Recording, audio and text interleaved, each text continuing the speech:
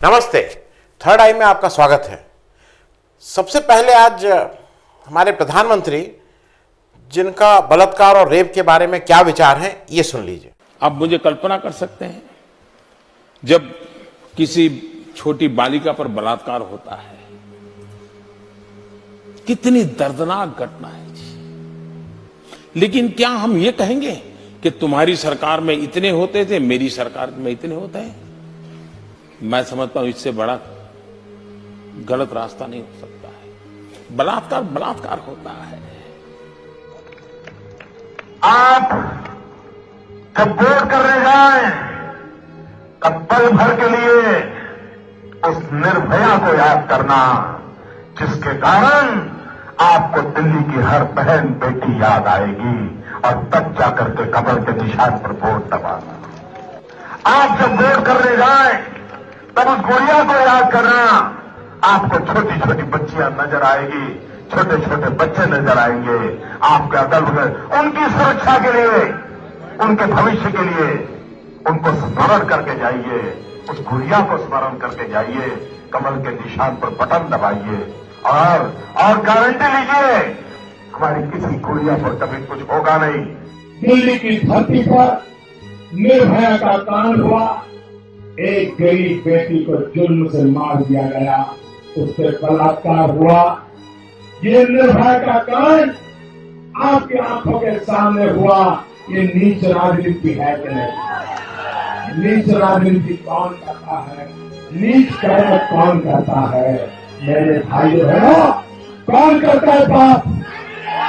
श्रीमान राहुल जी, आप दिल्ली में रहते हो, आपकी सरकार दिल्ली में है, माँ बेटे की सरकार वहां चल रही है। क्या कारण है दीदी? देश जानना चाहता है। आप तो शेरनी है, शेरनी। क्या कारण है मेरे पश्चिम बंगाल की बेटियों पर बलात्कार हो रहा है? क्या कारण? उत्तर प्रदेश की सरकार को डांटना पड़ा। एफआईआर लिखो। इस देश में एक थाने में एफआईआर लिखवाने के लिए सुप्रीम कोर्ट को बीच में आना पड़ा।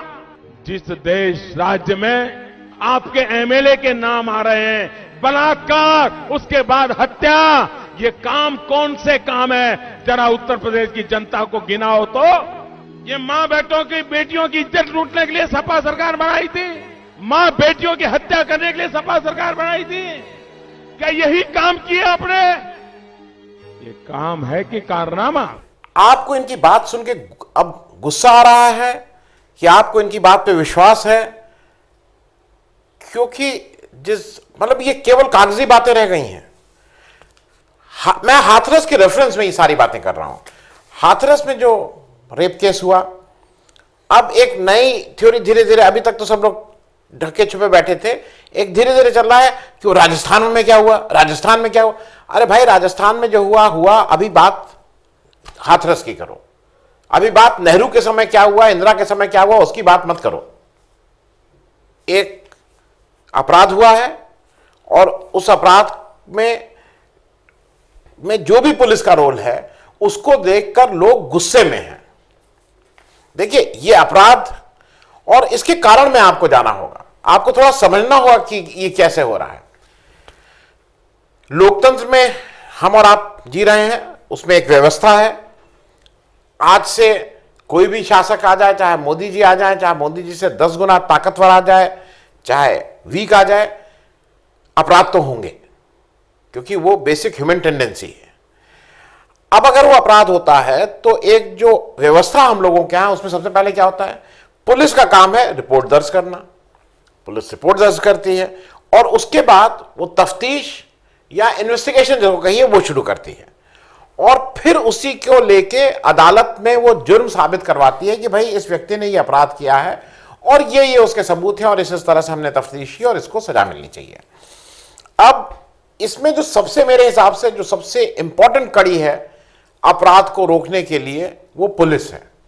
क्योंकि अगर पुलिस, और जब मैं पुलिस बोल रहा हूं तो मैं सीबीआई, सीआईडी, ये सारे को एक साथ ले रहा हूं, क्योंकि दो चीजें होती हैं जब अदालत में, या तो कमजोर पैरवी हो या खराब पैरवी हो, अच्छा, वो भी दो कारण से हो सकती है। या तो जो व्यक्ति जो पुलिस के जो भी अधिकारी या जो भी सज्जन उसकी पैरवी कर रहे हैं, उनको अपना काम ठीक से नहीं आता है, या उनको प्रभावित किया जाता है कि भाई जरा हल्के से, इसमें बहुत ज्यादा जोर देने की जरूरत नहीं है।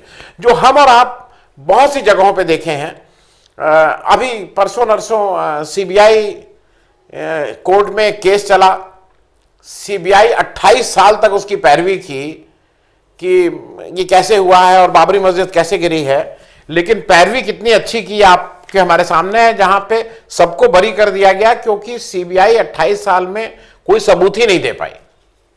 मतलब कोई ऐसा सबूत नहीं दे पाई जिससे ये तय होता कि जो बाबरी मस्जिद मतलब दिन पूरी दोपहर में गिरी थी, वो किसी ने गिराई थी। तो उस तरह से कहीं ना कहीं वो कमजोर भी हो सकता है, या उसको कोई इन्फ्लुएंस भी कर सकता है कि कमजोर पैरवी करो। दूसरा इसका एक न्यायपालिका है। अपराध हो गया, पुलिस ने तफ्तीश कर दी, अब न्यायपालिका आती है। अब न्यायपालिका को ये सारी बात सुन करके ये अपराध कैसे हुआ और क्या हुआ, उसमें न्याय देना होता है। अब न्यायाधीशों की हालत है, या तो बहुत ही काबिल हैं, या कम काबिल हैं। मैं होशो आवाज में नाकाबिल किसी को नहीं बोल रहा हूं, मैं कह रहा हूं कम काबिल है, less competent, very competent, competent and less competent, इस तरह के न्यायाधीश हैं। तो अब अगर वो कहीं लेस कॉम्पिटेंट वाली श्रेणी है तो उसमें भी हो सकता है न्याय ना ठीक से मिल पाए। और एक बात और है कि ये जो न्याय व्यवस्था है, इसमें ये बार बार कहा जाता है ना, it should be seen that justice has been given, transparent होनी चाहिए। लेकिन वो क्या ट्रांसपेरेंट है या लोगों का विश्वास है?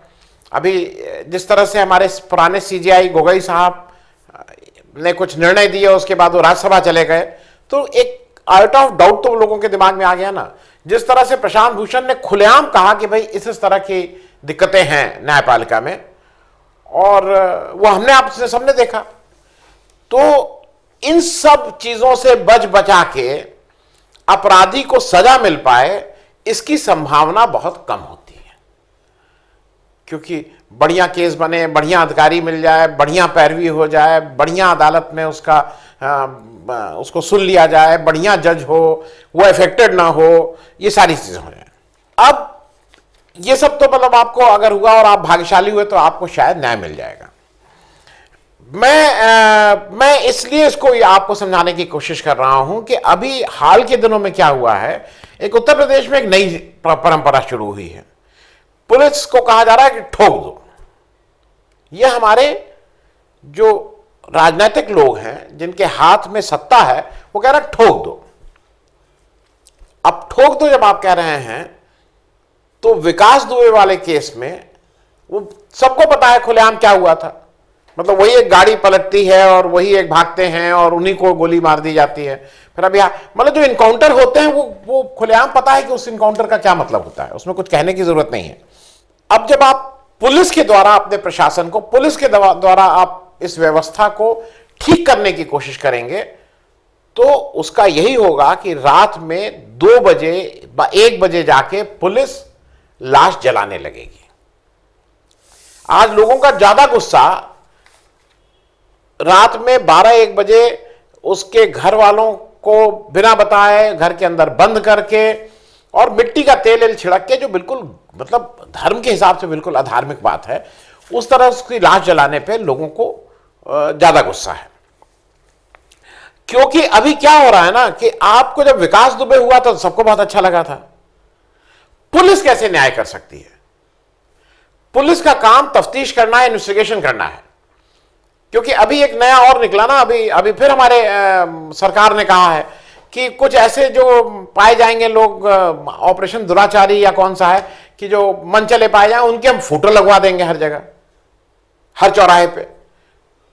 और वो कौन लगवाएगा? पुलिस वाले लगवाएंगे। तो पुलिस वाले डिसाइड करेंगे कि कौन अपराधी और कौन नहीं अपराधी है। ये काम तो न्यायालय का है। आप न्यायालय का काम अगर पुलिस से करवाएंगे तो इस तरह की घटना जो अभी हाथरस में हुई है रात में 1-2 बजे, वो मुझे जो डर है वो आम बात हो जाएगी।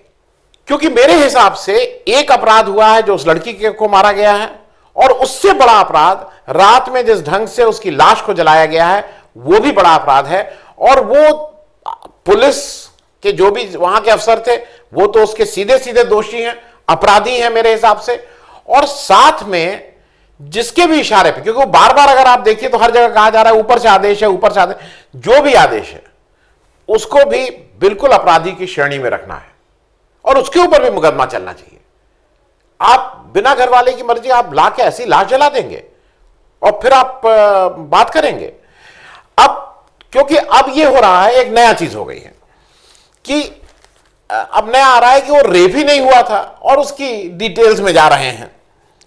मैं थोड़ा आपको इसके बारे में बता दूं कि हिंदुस्तान में 2019 में जो, और ये नेशनल क्राइम डेटा से आपको मिला है, कहीं से भी निकल आएगा, 2019 में 32,033 रेप हुए हैं और इसका एवरेज आता है करीब 88 पर डे और करीब 4 रेप पर आवर। इस देश में 4 रेप पर घंटे हो रहे हैं। राजस्थान उसमें सबसे आगे है और यूपी उसके बाद नंबर 2 पे है। कहा यह जा रहा है कि रेप नहीं हुआ है क्योंकि उसका सीमेन नहीं मिला, मतलब उसका वीर नहीं मिला, ये नहीं मिला, वो नहीं मिला। अब इन डिटेल्स में जा रहे हैं और ये कौन कह रहा है? ये additional director general of police law and order के लेवल पे ये कहा जा रहा है, कोई ऐसा वैसा अधिकारी नहीं कह रहा है। अब आप खुद सुन लीजिए। 14 सितंबर को घटना होती है, 22 सितंबर को जैसा आप पुलिस कह रही है मैं उस हिसाब से वो लड़की का स्टेटमेंट आता है कि उसके साथ रेप हुआ है। 25 सितंबर को वो सैंपल लिया जाता है जो फॉरेंसिक लैब में भेजा जाता है कि भाई इनके साथ रेप। कुछ 8-10 दिन बाद क्या वो नामो निशान रह जाएगा? आप किसी से भी पूछ लीजिए। हालांकि जो, क्योंकि इसमें बहुत से आर्टिकल निकले हैं, कहा ऐसा जा रहा है कि अगर रेप के बाद कोई नॉर्मल नॉर्मल जिसको कहते हैं पेशाब भी कर ले, यूरिनेट भी कर ले, तब भी बहुत सी चीजें धुल जाती हैं और 8-10 दिन का टाइम काफी होता है हीलअप होने के लिए, जो भी उसके साथ जोर जबरदस्ती हुई। खैर वो एक अलग बात है। जो ज्यादा बड़ा अपराध है, जिस ढंग से आपने लाश जलाई और उसके बाद आप लगातार वो काम करते जा रहे हैं, आप किसी से मिलने नहीं देंगे। अब दूसरी एक आपने नया, जैसे हमारे यहां तो ये कोविड जो है, ये इस तरह के जो नाकाबिल लोग हैं और जो जिनसे जनता आंसर मांग रही है, क्वेश्चन कर रही है, प्रश्न कर रही है, उत्तर चाह रही है, वो सब लोग उसकी आर्म्स में, एक्ट ऑफ गॉड। अब वहां पे उस जो पूरा गांव है उसको सील कर दिया गया है, ये कह के कि एक तो वो 3 पुलिस वालों को कोविड हुआ था तो यहां कोई नहीं जाने देंगे, कुछ इस तरह की बच्चों जैसी दलीलें हैं। और सील किससे किया? वहां नेता नहीं जा सकता है, वहां मीडिया नहीं जा सकता है, वहां वकील, वो जो निर्भया की वकील थी वो जाना चाहिए थी, उसको नहीं जाने दिया है। मतलब आप एक पूरे गांव, और वो 1-2 दिन नहीं, जो पेपर की खबरें आ रही वो 1 महीने के लिए लागू हो गया है ये। अब 1 महीने तक कोई वहां नहीं जा सकता है। क्या छुपाना चाहते हैं और क्यों छुपाना चाहते हैं? किसके लिए? ये राजकाज तो इसी देश की जनता के लिए है ना। अगर किसी जानने वाले, किसी चहेते ने के घर से कोई है तो आने दीजिए, एक्सपोज होने दीजिए। क्योंकि किसी का ट्रांसफर, इस्तीफा, सस्पेंशन, टर्मिनेशन तो भूल ही जाइए, इस तरह का कुछ नहीं हुआ। कहा जा रहा है शायद वो जो एसएचओ है उनका कहीं उस थाने से दूसरे थाने में या कहीं और भेज दिया गया, कोई अभी ऐसी बात नहीं हुई है। सबसे बड़ा एक्शन आज सुबह लोगों ने पेपर में पढ़ा, कल रात में आ गया था, जो भी मीडिया से संबंधित है उसमें एक खबर चलने लगी थी। अवनीश अवस्थी जी, जिनके पास सूचना का चार्ज था, उनको हटा के पुराने नवनीत सहगल साहब, जिन्होंने और कहा गया जिन्होंने 2 मुख्यमंत्रियों का उनके ऊपर विश्वास हासिल किया था, उनको फिर वापस सूचना का प्रमुख बना के लाया गया है। नवनीत सहगल जी कितने अच्छे हैं, कितने ईमानदार हैं, कितने कुशल हैं, इस पे मैंने एक एपिसोड भी किया था। वो नीचे आप एपिसोड नंबर देख लीजिएगा, अगर आपको अच्छा लगे देख लीजिएगा कभी। उनके वो कितने कॉम्पिटेंट और कितने अच्छे हैं। क्योंकि मैं ये इसलिए कह रहा हूं कि अवनीश अवस्थी और नवनीत सहगल दोनों लोग एक, मतलब उसी कुर्सी पे आके ये बैठे थे। जब इनसे आपने इन्वेस्टर समिट कराई, बहुत अच्छे, कुंभ कराया, बहुत अच्छे, रामनवमी का आपने कराया, बहुत अच्छे, राम जन्मभूमि का भी आपने कराया, वो मतलब एक तरह के इवेंट मास्टर थे। और विकास दुबे का जब मामला हुआ तब भी इन्होंने मीडिया को बहुत अच्छे से मैनेज किया। क्या कारण है? कि आपको हाथरस के बाद अवनीश अवस्थी को हटाने की जरूरत पड़ी। ऐसा माना जा रहा है ना कि अब वो कहा यह जा रहा है कि वो दिल्ली के मीडिया को मैनेज नहीं कर पाए, क्योंकि आप क्या मैनेज करवाना चाह रहे हैं? आप रिपोर्ट ना हो ये मैनेज करवाना चाह रहे हैं, क्यों? और एक मैं थोड़ी सी बात नवनीत सहगल बस आपके लिए कह दूं, बहुत काबिल और सबको मैनेज करने वाले, अब मैनेजमेंट तो आजकल बड़ा टर्म है, कैसे मैनेज करते हैं, लेकिन जो भी चीफ मिनिस्टर रहा वो इलेक्शन हार गया। जब ये उसके सूचना के वो थे, मायावती जी भी वो इलेक्शन हार गई थी, अखिलेश यादव जी भी वो इलेक्शन हार गए। तो इलेक्शन एक जल्दी ही है, तो थोड़ा सोच समझ के नवनीत सहगल साहब के साथ ये रखिएगा कि भाई बहुत अच्छे वो नहीं है मेरे हिसाब से, क्योंकि मुझे ऐसा लगता है कि इस समय है जो नेतृत्व को थोड़ा आत्ममंथन कर लेना चाहिए। आप किस दिशा में जा रहे हैं? आप पुलिस को क्या बनाना चाह रहे हैं? आप पुलिस के माध्यम से क्यों स्टेट को चलाना चाह रहे हैं? मैं दो व्यक्तियों के नाम ले रहा हूं। रजत शर्मा साहब नोन है, विद्यार्थी परिषद के आदमी है, ठेठ आरएसएस और बीजेपी के उसमें आस्था रखते हैं, उस तरह के वो करते हैं, सबको पता है। लेकिन कल उनका गुस्सा देख लेते हैं आप, अभी भी वो सब जगह है, यूट्यूब में है उनके पुराने, कल जिस गुस्से में थे वो। और कोई भी संवेदनशील व्यक्ति, मेरी कोई भी वो लीनिंग हो, मैं किसी भी विचारधारा का हूं, लेकिन जो कल हुआ है वो तो इंसानियत के अगेंस्ट हुआ है। रजत शर्मा को सुन लीजिएगा, जो ठेठ विद्यार्थी परिषद से जिन्होंने अपनी वो शुरू की, जो इस विचारधारा के हैं। बाकी मीडिया को मत देखिए। और एक और आदमी का मैं बात करूं, एक कुमार विश्वास साहब हैं, वो कहां कब निकल जाते हैं, कब आ जाते हैं। उनका भी एक जमाने में मतलब शायद बड़ी जगह जाना चाहते थे, और एक जगह लगा था कभी कभी कि वो बीजेपी में जा ही रहे हैं। उन्होंने एक 18-19 मिनट का एक बढ़िया स्पीच दी है, सुन लीजिए। गुस्सा है, और मतलब मेरे साथ के भी लोग हैं, मेरे मन में कुछ कुछ प्रश्न थे, मतलब कि इनके, लेकिन वो प्रश्न सब खत्म हो गए। अगर जब संवेदना की बात आई है तो इस दोनों लोग खड़े हो गए हैं, और दोनों लोगों के लिए मेरे मन में इज्जत बढ़ गई है। अब एक बात जरा मैं कर दूं, जो आपने कॉम्पनसेशन की बात बार बार आप कर रहे हैं। आप कह रहे हैं ना 25 लाख रुपए उसको दिया और नौकरी देंगे और घर देंगे। याद कर लीजिएगा, एक सुबोध कुमार सिंह आपके इंस्पेक्टर थे, बुलंदशहर में भीड़ ने मार दिया था। जरा वहां पता कर लीजिएगा कि उसका कॉम्पनसेशन आपने अभी तक दिया, उसके लड़के की नौकरी लग गई कि नहीं लग गई, और उसको जो घर देना और क्या क्या आप दे रहे हैं उसको कितना दिया गया है, ये ध्यान कर लीजिएगा। ये मैं इसलिए कह रहा हूं कि जो पुलिस वाले आज इस तरह की बातें कर रहे हैं और इस तरह के वो कर रहे हैं, उनको भी ध्यान कर लीजिएगा कि एक आदमी पुलिस की ड्यूटी करते समय मर गया था, उसका कितना ख्याल रखा गया है, ये आप सब लोग एक बार चेक कर लीजिएगा। क्योंकि जो नेता इस समय चुप हैं, वो किसी पार्टी के हों, मुझे ऐसा लगता है कि उनको भी कहीं ना कहीं तो जवाब देना ही होगा। क्योंकि इस समय आप चुप नहीं रह सकते हैं। इस समय आप कि मेरी पार्टी का मामला है इसलिए मैं इस पर कोई लाइन नहीं लूंगा, ये पार्टी से ऊपर उठ के, ये इंसानियत की बात है।